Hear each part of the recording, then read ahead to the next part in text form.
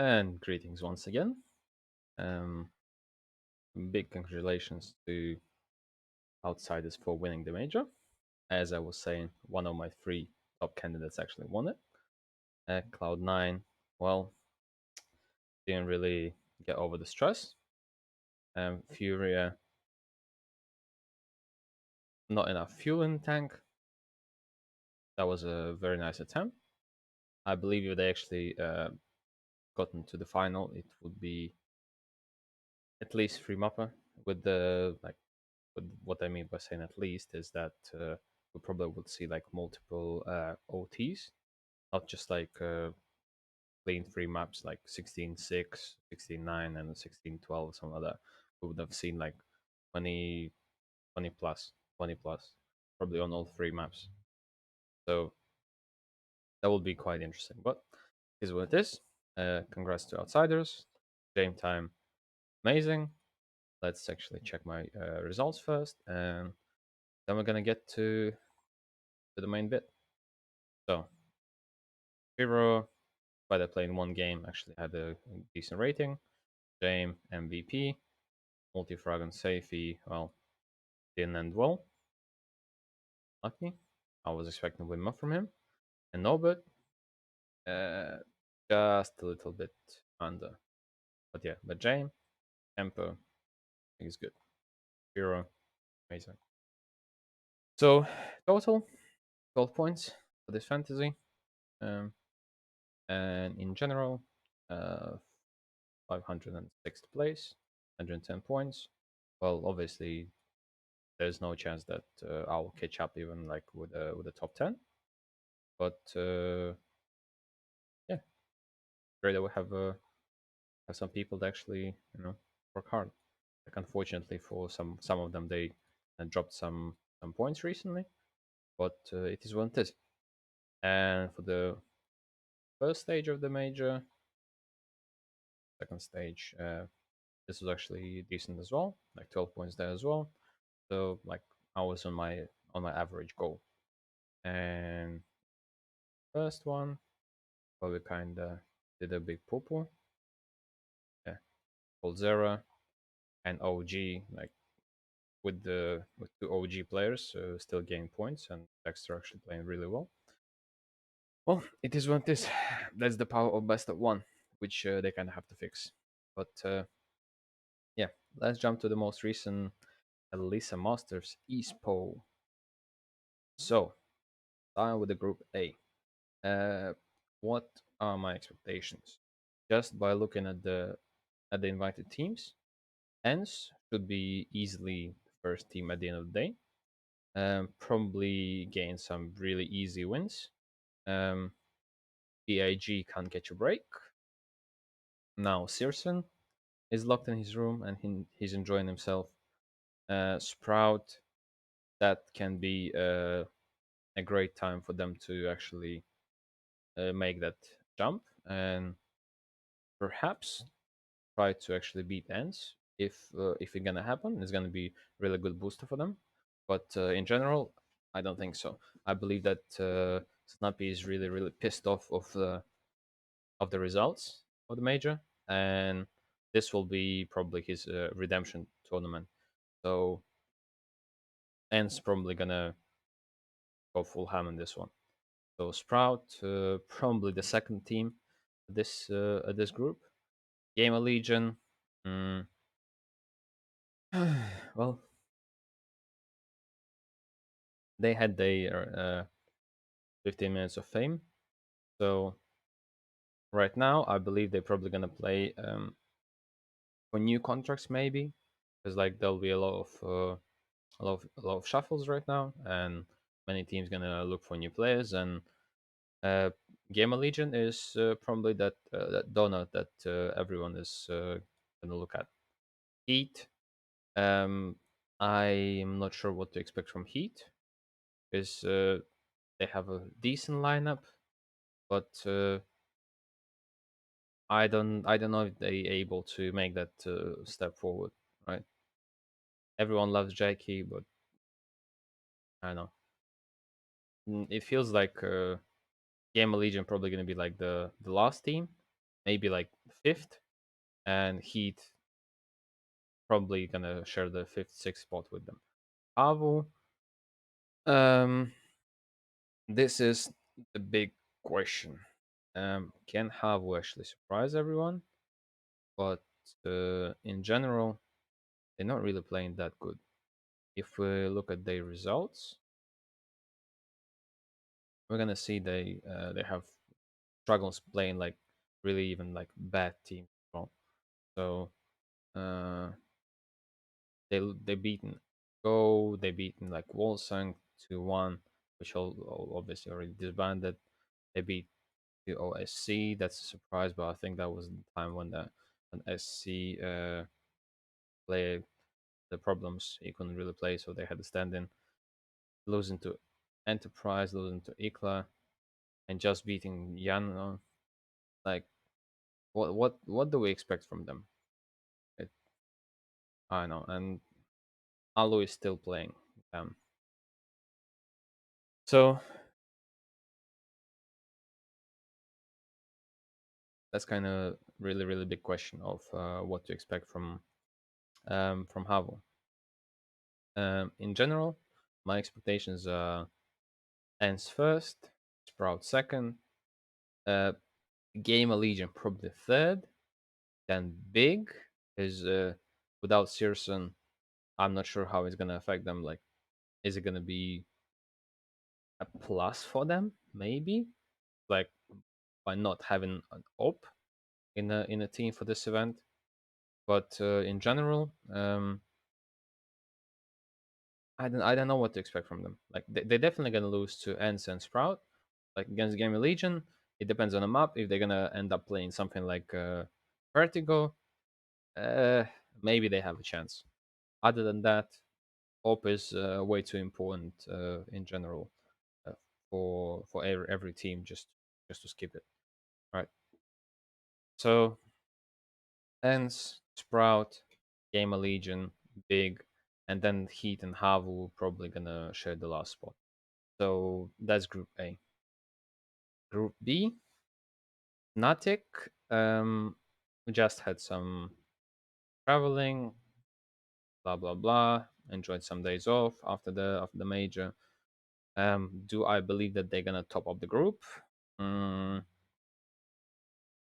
if there was any other team other than Complexity in the group, let's say that if that was like a Game of Legion, I would say yes.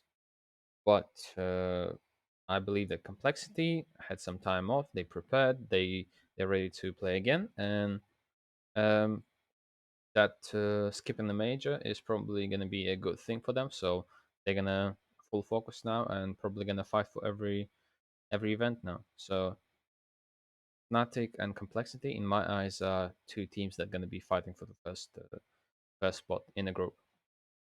Uh, Now let's talk about Astralis short. Mm, what are the expectations of Astralis? With the lineup they presented for this event, which is Christo and Mister, um, it can go two ways. The first option, BlameF is just 40 bombing every game, at least against 500 and so. Against Bad News Eagles, okay, maybe 30 bomb, and then they're gonna lose to Fnatic and Complexity, and they're gonna successfully end up as a third team. Right? That's the first scenario, the most positive one. The second one, uh, BlameF still 30 bombs every game, but we have Mister and Christo bottom fragging like 10 kills per game or something like that, because like they're just gonna get destroyed by the players like Bad News Eagles. We're just gonna go and have a just a raw aim duels against them, and obviously those guys are bug masters, so they're gonna have a huge advantage, and they're just gonna destroy these kids. And Australia is gonna end up like a fourth or fifth. That's the second one, and the third one, Astralis just even Blame F not gonna play really well, and Australia is gonna end up like fifth, sixth place, and and that's it. And they're just gonna wait for device to come back, and this event they're just gonna run around and pretend that nothing happened, and just like maybe gonna try some I know core strats where like three of them gonna do something as a team. What I mean by three is like Flame, Glaive, uh, and Zip, and those other two kids they will have full freedom to do whatever they want. So maybe they're even gonna play as a duo, like because like Crystal I guess is a Opa, and Mister just gonna play his support, and they're just gonna play double up on every single map where they play, and like the other three just gonna do their thing. So that's kind of the third scenario. Uh, in any of those, like the best case scenario was if Australis is just like taking third place, and only if Bad News Eagles give us some bad news, and it's like second game for them. Bad News Eagles playing second game, which is kind of meh. And in general, I would put Bad News Eagles to fight for like the second, maybe even first place in the group. But in terms of which team is arguably the worst here, um, probably so. I don't really see any wins for so, even against 500. Even though we all know that 500 are kind of played under the wrong name, there should be 322. But in general, yeah, on LAN, I don't think they're gonna throw that hard, right? And individual skill of Rainwalker and Core is higher than Portuguese gang. So uh, my probably most accurate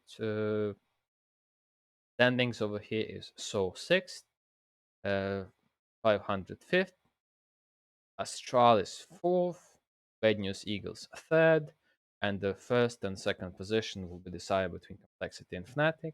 And because it's best of one, anything can happen. And uh, obviously, Complexity can actually abuse the fact that Fnatic have a quite poor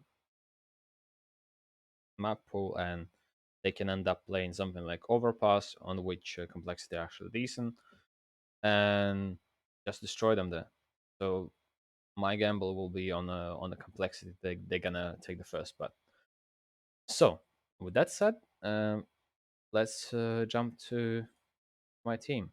First, let's just have a look at the most pick players.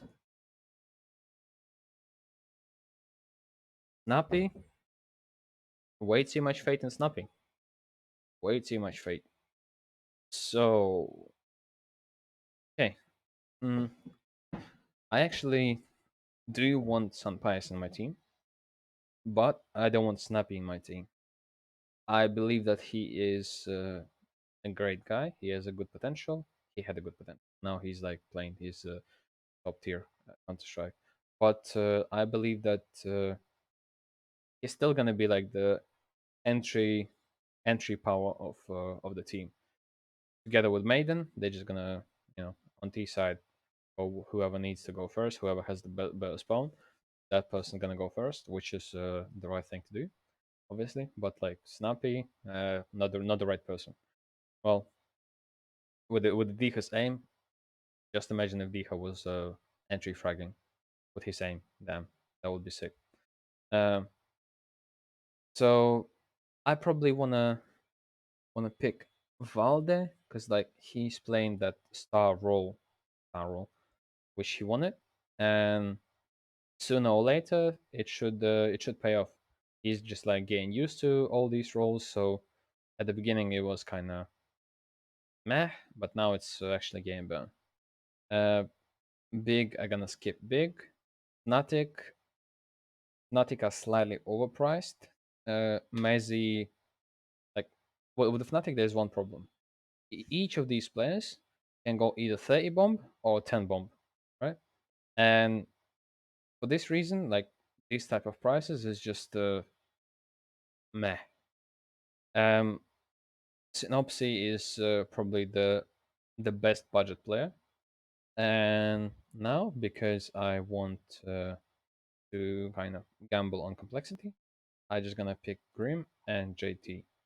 Yes, JT is probably the worst player that's possible to pick. But in this case, my gamble is that Sunpies and Cove still gonna win the event when they went. And in terms of firepower, Valde has way more firepower than any of complexity players, right? And he has the higher potential of bringing me like I don't know 40 points per game. When JT can, okay, he can go for like minus 20, minus 25 if they lose a game, right? But if they win the game, well, plus 10, plus 15, I'll be pretty fine with it, right? And at the end of the day, it's like if complexity lose like 2 games where JT goes like minus 20 points, that's going to be minus 40. But Valde in one game can actually bring me those 40 points. So at the end of the day, it's kind of risk management, and I'm I'm happy to take that risk, right? It's going to be pretty fucked up if the complexity kind of screw up the whole event. Then JT can be like minus 200, but I'm willing to take that risk. Also, Synopsy, uh, very underrated player, probably because of T sides, but on CT side, he's kind of budget train. So like even at the major, he had the like decent stats, but like at some games, it was even really good stats. No, like sometimes he can get like 1.5 rating, which is insane, right? So imagine if he gets like 1.5 rating a couple of times in this group, like against Soul, against the 500, he gets like 1.5 rating, and boom, already he's gained huge points. So this is my team. In terms of roles, I'm just gonna go for defender on Valde, a hatchet machine probably on Synopsy. Maybe I'm just gonna swap them. Maybe not. Multifrag on Grim is like he's playing the star role of the complexity, and for 209k in this group, it's a really good thing, right? JT as a leader, and yes, I don't think that complexity gonna win the event, but I'm willing to take that minus 2 points whenever they're gonna lose, just to get those extra 3 points every time they're gonna win.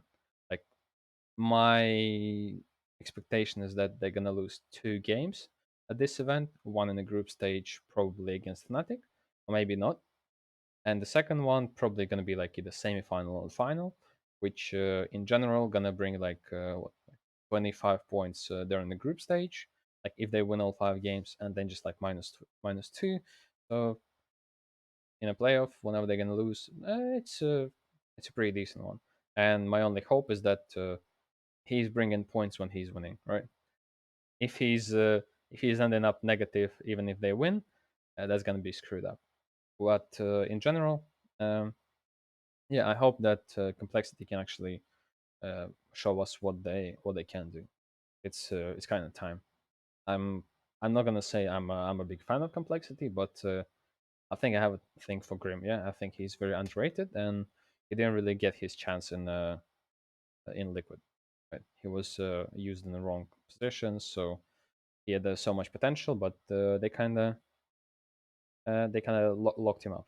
And yeah, in terms of boosters, Sunpire's first game against Sprout most likely gonna end up with the top of the scoreboard. But in general, uh, probably gonna use some flashbangs just to see how they're gonna perform and who's gonna be in what form. Like against Saw, assists, maybe not. Just gonna use this for now, just to see which players are actually doing well. And JT, that's 100%. He's gonna get traded, so nothing new over here. And yeah, that's my team, and you know the drill. Good luck.